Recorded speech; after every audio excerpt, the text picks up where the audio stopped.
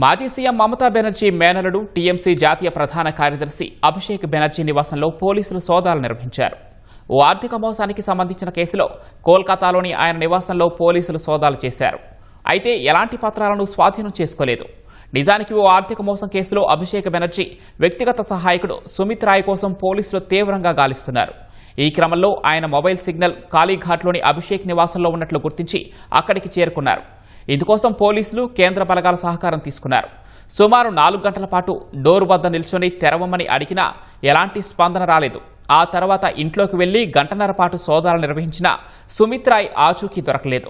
దీంతో అధికారులు వెనక్కి తిరిగారు.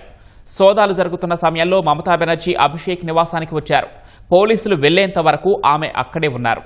మమతా రాకతో టీఎంసీ కార్యకర్తలు పెద్ద ఎత్తున అక్కడకు చేరుకుని నిరసన తెలిపారు. పోలీసులు తాళాలు పగలగొట్టి తన నివాసంలోకి ప్రవేశించారని అభిషేక్ బెనర్జీ ఆరోపించారు.